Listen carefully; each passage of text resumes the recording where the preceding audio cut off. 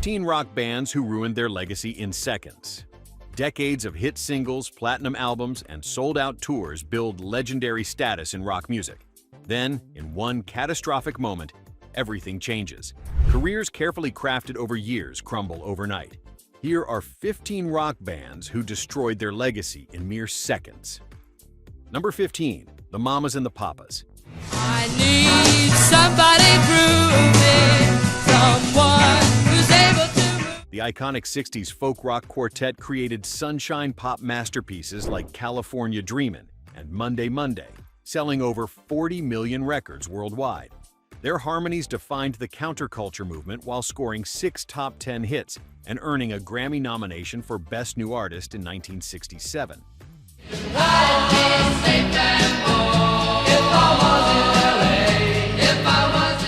The group's enduring legacy seems cemented in rock history.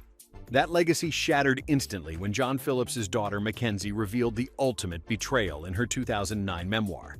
She alleged her father had engaged in a long-term incestuous relationship with her, beginning when she was 19. Though John had died in 2001, the horrific revelation permanently tainted the group's innocent image. Everything there was dark and dirty. Their music, once associated with flower power optimism, became inseparable from one of rock's most disturbing scandals. Make up, break up, everything shake up. I guess it had to be that way. Number 14, the Dixie Chicks.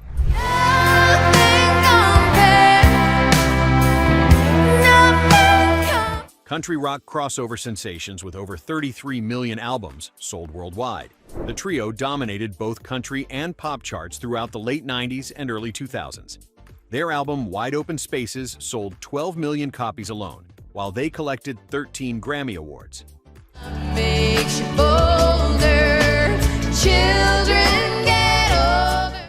By 2003, they were one of the most successful female groups in music history. Everything imploded during a London concert on March 10, 2003, when lead singer Natalie Maines told the audience, "We're ashamed the President of the United States is from Texas." Those 12 words triggered immediate backlash.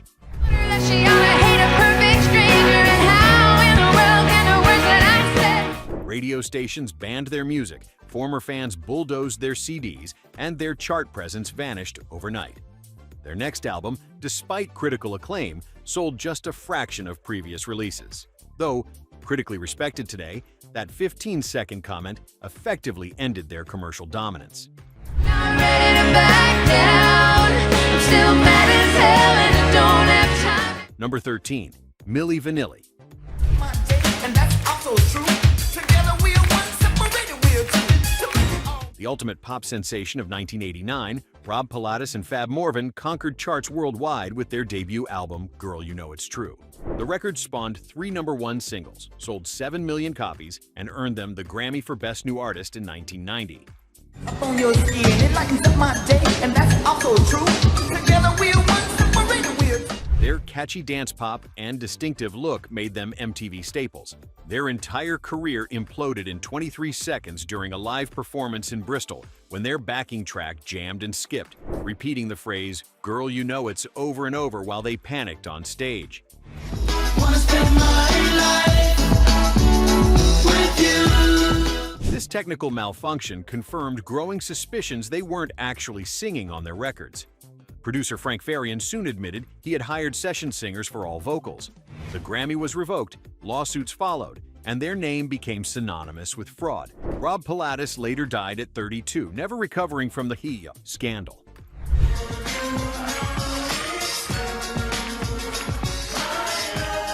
Before we continue, which band's downfall shocked you the most?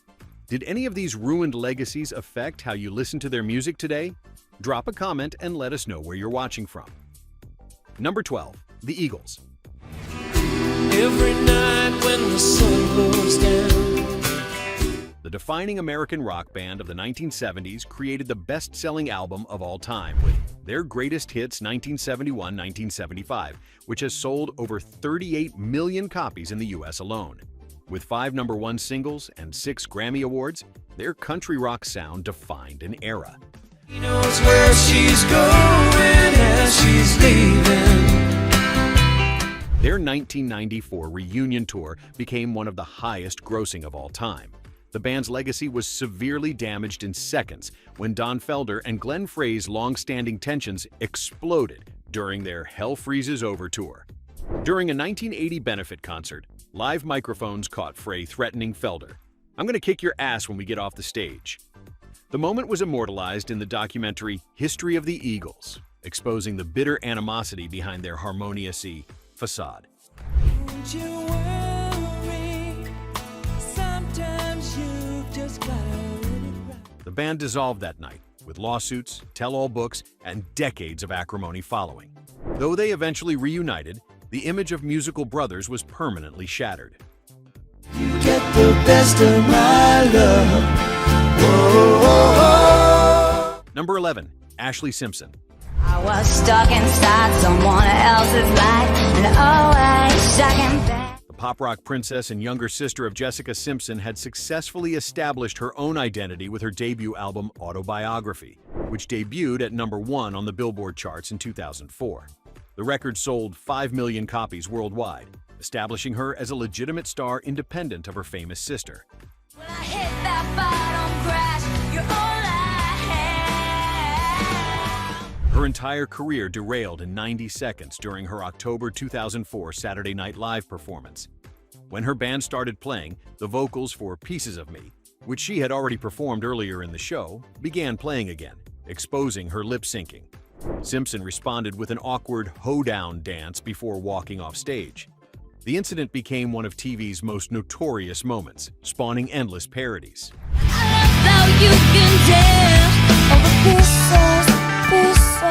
Her follow-up album sales dropped by 65%, and despite explanations blaming acid reflux, her credibility never recovered.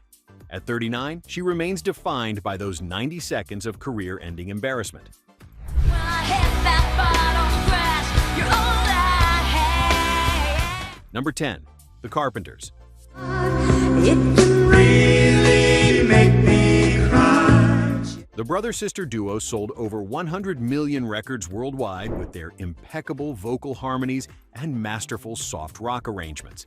Karen's contralto voice, described by Paul McCartney as the best female voice in the world, helped them score 15 #1 hits on the adult contemporary charts between 1970 and 1975, making them one of the most successful acts of the decade. Funny, but it seems I always wind up here with you.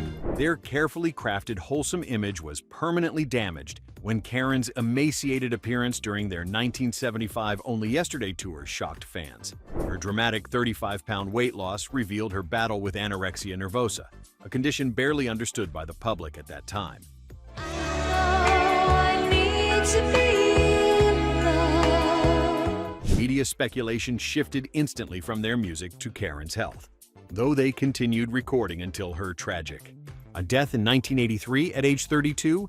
The revelation transformed their legacy from musical excellence to a cautionary tale about the pressures of fame, eating disorders, and mental health struggles. But it seems that it's the only thing to do. Number 9. The Monkees. Even razors cold and it stings. Initially assembled as America's answer to the Beatles for a television show, the quartet transcended their manufactured origins to become legitimate rock stars. Their first 4 albums topped the Billboard charts, outselling both the Beatles and the Rolling Stones in 1967, with hits like I'm a Believer and Daydream Believer defining the era.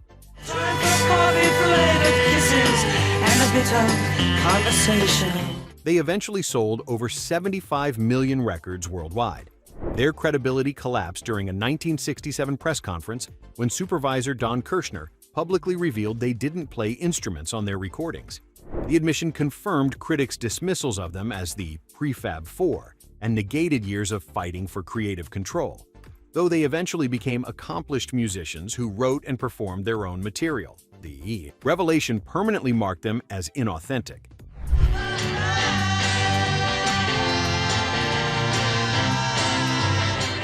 Despite successful reunions and critical re-evaluation, the fake band label has overshadowed their musical accomplishments for over 5 decades. Another Pleasant Valley Sunday. Before we continue with the countdown, which band's self-destruction surprised you most?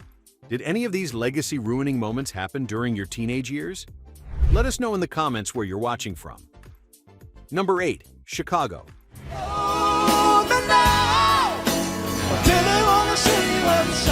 The self-described rock band with horns revolutionized popular music by blending rock with complex jazz arrangements. Their first album spawned 3 top 10 singles, and they went on to sell over 100 million records worldwide. With 21 top 10 singles, 5 consecutive #1 albums, and a 2016 induction into the Rock and Roll Hall of Fame, few American bands achieved their level of success.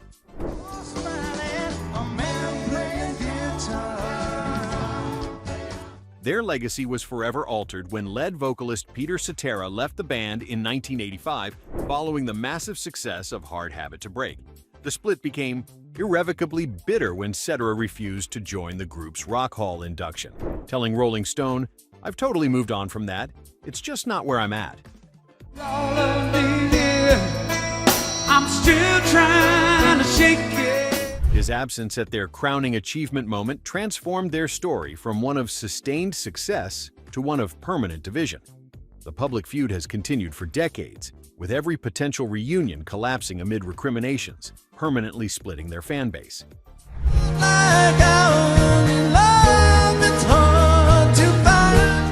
Number 7. The Beach Boys.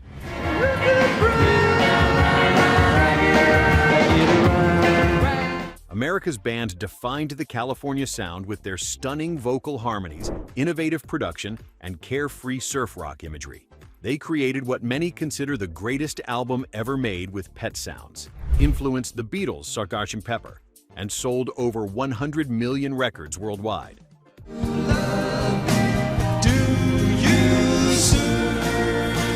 Their musical legacy seemed untouchable. Everything changed on December 7, 1983, when drummer Dennis Wilson drowned at Marina del Rey after drinking all day and diving to recover items he'd thrown overboard years earlier. The tragic circumstances of his death, the only true surfer in the Beach Boys drowning, created a dark irony that permanently altered perception of their sunny California mythology. Later revelations about Dennis's friendship with Charles Manson, Brian Wilson's mental health struggles, and decades of legal battles further tarnished their once wholesome image.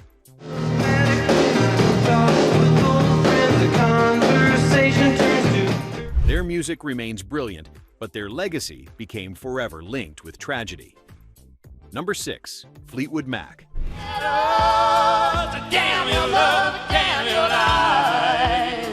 The ultimate rock soap opera created some of music's most enduring classics, while selling over 120 million records worldwide.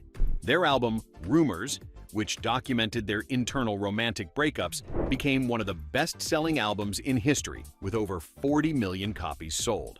Despite, or perhaps because of, their volatile relationships, they created timeless music across multiple decades. Could have loved you, but you would not let me. Their hard-won stability imploded in 1987 when Lindsey Buckingham announced he was leaving the band just weeks before their world tour supporting Tango in the Night. The timing couldn't have been worse. They had the #1 album in the UK and their first genuine hit record in years. Oh, and there we go.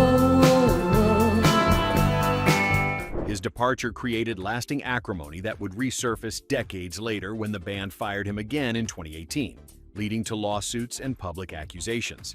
The endless cycle of reunions and bitter splits has transformed their once romantic turbulence into something more resembling a business transaction gone repeatedly wrong.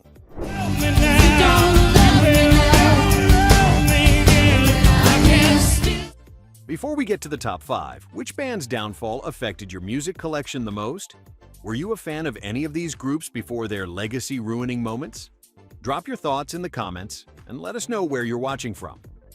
Number 5. Vanilla Ice. And now flow to the extreme, I rock a mic like a vandal. Light up a stage and watch a jump like a candle. The epitome of early 90s pop rap success, Robert Van Winkle's Ice Ice Baby became the first hip-hop single to top the Billboard Hot 100 in 1990. His album, To the Extreme, spent 16 weeks at #1 and sold over 15 million copies worldwide. With his distinctive look and mainstream-friendly sound, he briefly became one of music's biggest stars. Yeah, quick and nimble. I go crazy when I hear a cymbal and a hi-hat with a souped-up tempo. His credibility and career disintegrated in seconds during a 1991 interview when he was confronted about sampling Queen and David Bowie's Under Pressure without credit. His infamous response, "It's not the same bass line. Theirs goes ding ding ding dingy ding ding ding ding ding dingy ding ding, and mine goes ding ding ding ding dingy dingy ding ding ding ding ding dingy dingy ding," became an instant punchline. The moment transformed him from rap star to industry joke overnight.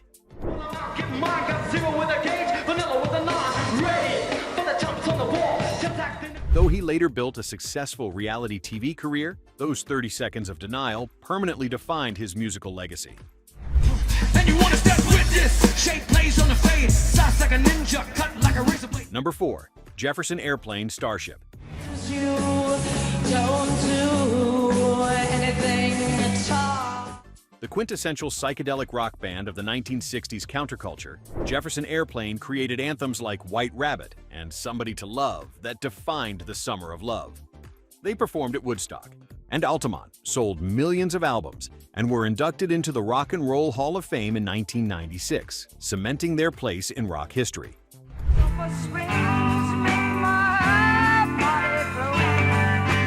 Their hard-earned credibility evaporated in 1985 when their evolving lineup, now called Starship, released We Built This City. The synthesizer-drenched corporate anthem represented everything their original incarnation rebelled against.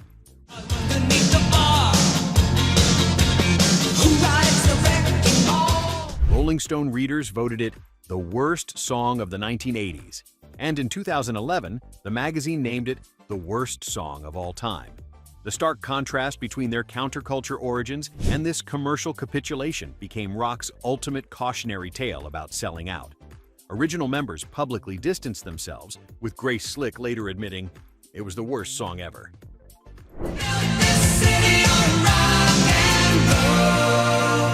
Number 3. Billy Squier.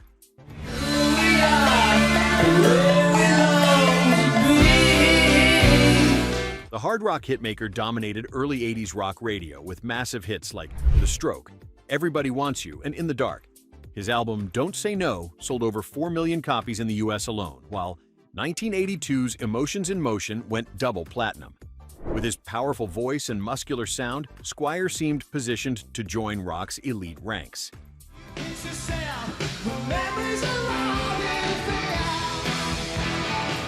His entire career derailed in 4 minutes when the music video for his 1984 single Rock Me Tonight premiered on MTV.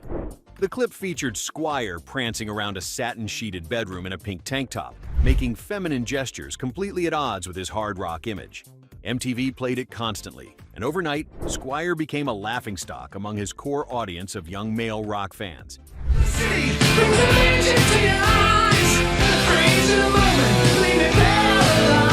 He later called it the worst video ever made. His next album's sales dropped by 60%, and he never recovered.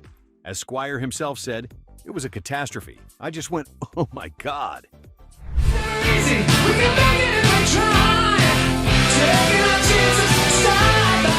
Number 2. Guns N' Roses.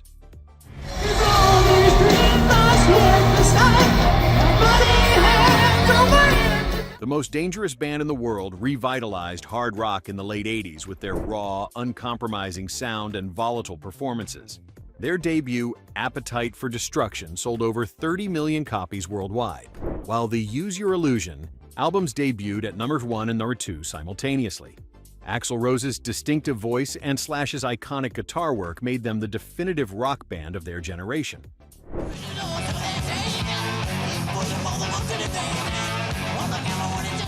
Their legend crumbled when Rose kept fans waiting over 2 hours during the infamous Riverport Amphitheater show on July 2, 1991. When he spotted a fan with a camera, Rose jumped into the crowd, starting a riot that injured 65 people and caused $200,000 in damages. The incident began the band's unraveling, with Rose's chronic lateness and unpredictability becoming their defining characteristic. Got a smile that it seems to me reminds me of time. By 1994, the classic lineup had dissolved. Though they eventually reunited in 2016, those 120 seconds of fury transformed their image from rock's saviors to prima donna cautionary tale.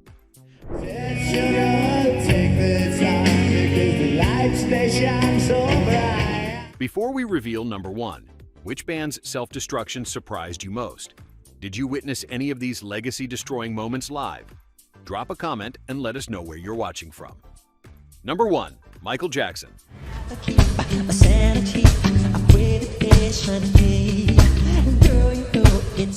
The undisputed king of pop, transcended music to become a global cultural icon. Thriller remains the best-selling album of all time with estimated sales of 70 million copies worldwide. With 13 Grammy Awards, 13 #1 singles, and the most successful tour in history, Jackson's musical legacy seemed untouchable.